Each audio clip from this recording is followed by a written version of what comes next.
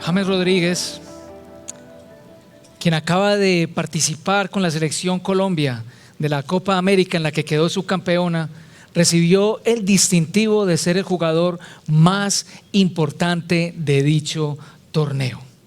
James expuso un fútbol de altísimo nivel, mejorando en sus registros ofensivos, los cuales son muy buenos, pero destacándose también en sus registros defensivos, los cuales no trabajaba tan bien como antes. Vimos en James Rodríguez ese jugador que llegó hace unos años a la cúspide del fútbol europeo y que lo llevó a ser un jugador de élite. Sinceramente sobrepasó nuestras expectativas, las de los que lo admiran mucho y de las que quienes lo critican. Pues no nos vamos a decir mentiras. Hasta hace poco tiempo James Rodríguez había salido del radar futbolístico. De hecho, su club actual no quería contar más con él. Ahora, ¿qué fue lo que pasó en la vida de James para que pasara de menos a más, de 0 a 100 en cuestión de un mes?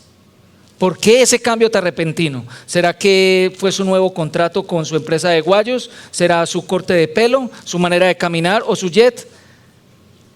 ¿O que la selección simplemente le da un ánimo diferente?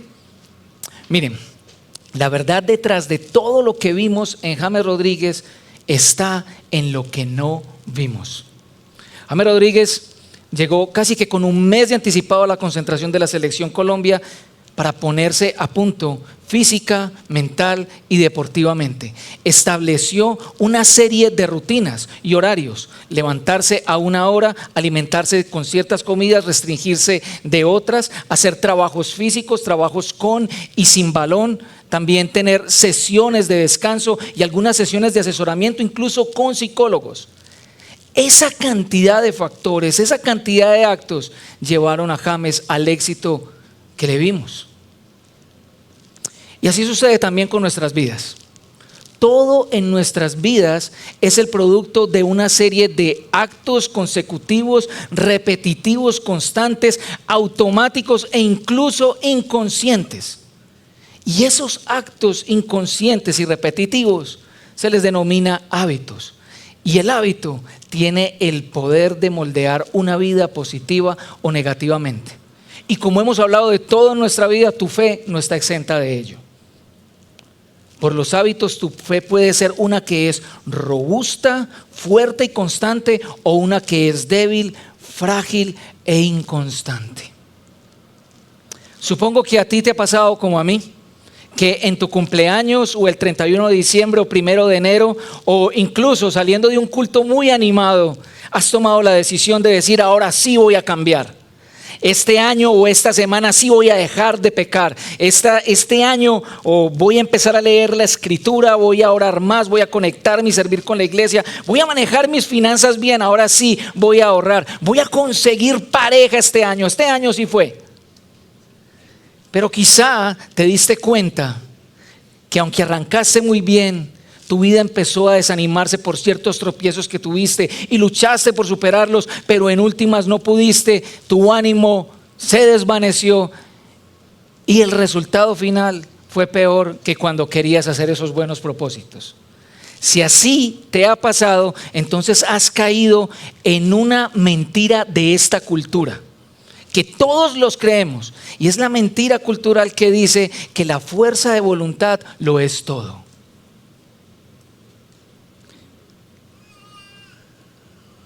Si así te ha pasado, entonces el día de hoy yo quiero ayudarte a pensar sobre tus hábitos y a decidir cómo construir un camino a través de ellos para que puedas vivir tu vida cristiana de manera plena y con fruto.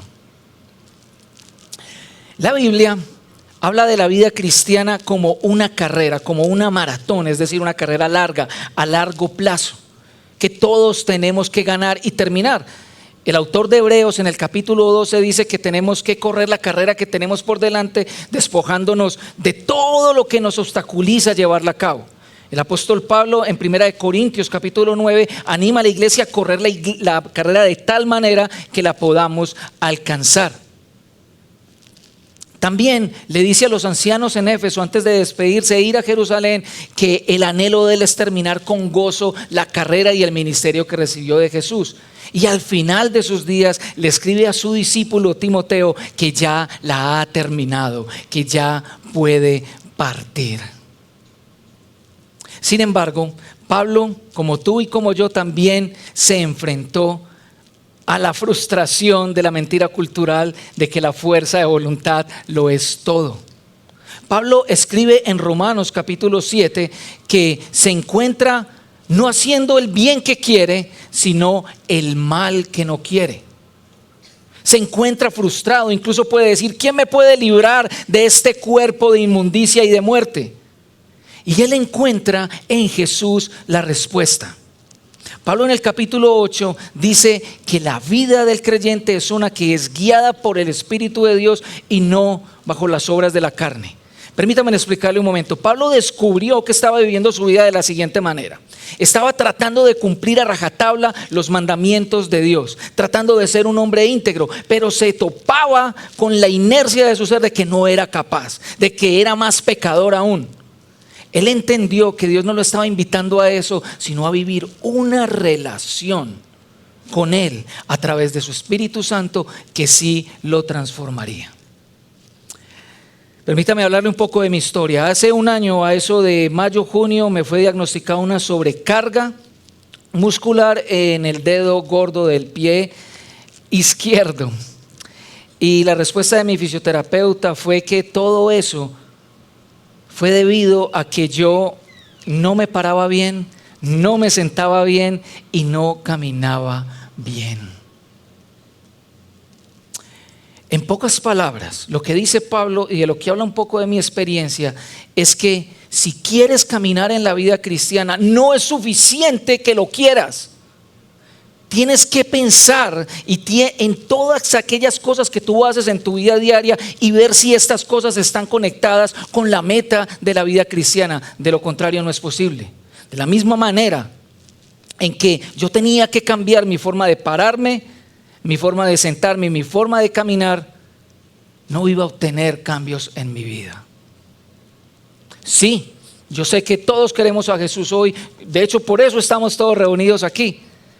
Todos queremos caminar, todos queremos lograr cambios en la vida, pero el deseo no es suficiente. Tenemos una tendencia que el mismo Pablo dice en Gálatas capítulos 5 y 6, una tendencia que es contraria a amar a Jesús. Por lo tanto, tenemos que reflexionar de qué manera nuestros hábitos, nuestras rutinas, nuestra vida está caminando hacia allá y no simplemente motivada por el amor. Los hábitos funcionan de la siguiente manera. Los hábitos son conductas que aprendemos o se nos son inculcadas. Y cuando estoy hablando que aprendemos es que se nos enseñan o que aprendemos por imitación. Por ejemplo, yo me paro mal, camino mal y me siento mal porque eso fue lo que vi en mi familia. No necesariamente me lo enseñaron.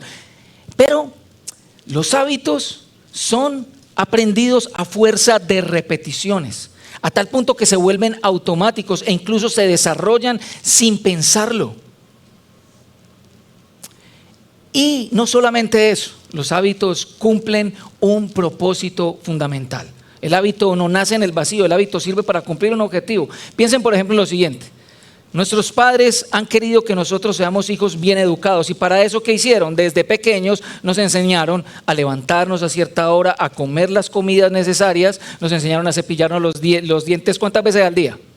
3 veces al día, correcto, a vestirnos, a sentarnos en la mesa, cómo coger el tenedor, cómo coger el cuchillo, la cuchara, cómo coger un lapicero para escribir, cómo amarrarnos, cómo vestirnos, cosas que hacemos rápidamente.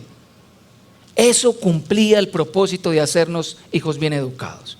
En mi experiencia personal, yo tuve, a fuerza de repeticiones, que aprender a caminar en marchita, que sentarme bien porque la posición de mi pie es así como entaconada, generando una tensión en el músculo, y suelo también caminar con los pies abiertos y pararme como con la barriga afuera. Así que necesito su ayuda, por favor. Mi esposa hasta el día de hoy todavía me echa cantareta al respecto. Échemela usted si me ve mal parado. Dígame: pastor, te estás parando horrible, por favor, acomódate. Eso me va a ayudar mucho. Así son los hábitos, así funcionan. Ahora, si los hábitos cumplen un propósito, deberíamos identificar cuál es el propósito de la vida cristiana. Bueno, el propósito de la vida cristiana, Jesús lo definió en Mateo capítulo 22, versos 37 al 38. Amarás al Señor tu Dios con toda tu alma, con todo tu corazón, con toda tu mente, con todas tus fuerzas. Y el segundo mandamiento es: amarás al prójimo como a ti mismo. Así que para cumplir ese propósito, tú realmente necesitas identificar los hábitos y evaluar si estos hábitos están caminando conforme a amar a Dios con todo tu ser y al prójimo como a ti mismo. Probablemente te estarás preguntando: bueno, ya Fede me dio toda esta teoría, entonces ¿cómo yo desarrollo esto? Bueno, aquí es donde quiero darte una idea de cómo comenzar a caminar cambiando tus hábitos. ¿Qué tal si comenzamos a construir una regla de vida? ¿Cómo así regla de vida? Este concepto fue desarrollado por los monjes, principalmente por Benito de Nurcia y San Agustín de Hipona. Los monjes desarrollaron un tipo de vida comunitaria alrededor de ciertas actividades que les ayudasen a cumplir este objetivo: amar al Señor con todo su corazón, con todo su ser, y amar al prójimo como a sí mismos. La palabra regla viene del latín regula, que es como una especie de artefacto de madera, como un enrejado que se utilizaba para cultivar, plantar y garantizar el crecimiento sano de una planta. Nosotros somos como plantas que necesitamos una estructura para crecer. Porque si no tenemos una estructura, una regla de vida, una regla, entonces posiblemente nos enfrentemos a dos consecuencias. Uno es que tu vida continuará creciendo en caos y con maleza. Y la segunda es que si no tienes una regla de vida, una estructura propia para ella, entonces tú estarás siendo esclavizado por la estructura de otro. Piensa, por ejemplo, en la cantidad de minutos y hasta horas que pasas en un celular. Eso ya es habitual, no te das ni cuenta cuánto tiempo ha pasado pegado de un celular. ¿Sabes qué? Estás siendo esclavo de otro, de un montón de multinacionales que se están llenando sus bolsillos de millones de dólares a costas de mantener tu cabeza embotada bajo la mentira: estoy en línea. ¿Cómo comenzamos entonces a construir nuestra regla de vida? Bueno, o nuestra arquitectura, nuestra estructura. Bueno, ¿qué tal si construyes un horario semanal de tu vida? No como lo quisieras, sino el real. Escribe allí todo lo que haces en tus horas, desde que te levantas hasta que te acuestas, todo lo que haces, tus deberes, todo lo que haces también en tu tiempo de ocio, cuánto duermes, cuánto tiempo pasas en la televisión viendo series, cuánto tiempo pasas frente al PlayStation o al Xbox, cuánto tiempo pasas en el celular. Escribe absolutamente todo, no tienes que condenarte por ello. Luego evalúa si además de tus deberes, los hábitos que estás realizando te están ayudando a cumplir el mandamiento de amar al Señor con todo tu ser y al prójimo como a ti mismo. Y comienza a desecharlos.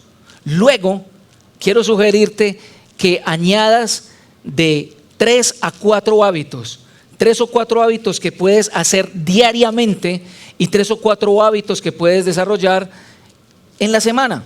Por ejemplo, el autor Justin Wilmer, un abogado y misionero, propone que en un día uno ore de 1 a 3 veces al día, en tiempo pequeño, pase un tiempo con la escritura, tenga una comida, una de las 3 comidas con otros a fin de fortalecer la comunión, y tenga 1 hora sin celular.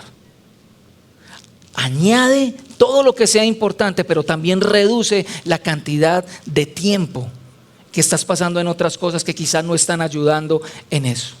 Probablemente tú debes estar pensando: Fede, me la estás poniendo muy difícil, no te imaginas la cantidad de tiempo que tengo ocupado, es que no tengo tiempo para nada. Sí, probablemente no lo tengas porque ya tienes una estructura automática que no permite que estos objetivos se cumplan, pero aquí sí lo harán. Probablemente pensarán: es que yo ya lo he intentado, es muy difícil. Síguelo intentando, hazlo un mes. Al cabo de un mes, tú estarás caminando automáticamente en nuevos hábitos, inconscientemente, pero logrando un propósito: amar al Señor con todas las fuerzas de tu ser y al prójimo como a ti mismo. James, nos demostró que sí se puede físicamente. Y Pablo le dijo a Timoteo, sí, haz ejercicio, es muy bueno, pero ejercítate para la piedad, que es otra manera de decir, vive tu vida cristiana ejercitándote como un atleta para alcanzar la meta. Recuerda que tu vida no va a cambiar si no cambian los hábitos. Si cambian tus hábitos, tu vida cristiana sí va a florecer. Muchas gracias.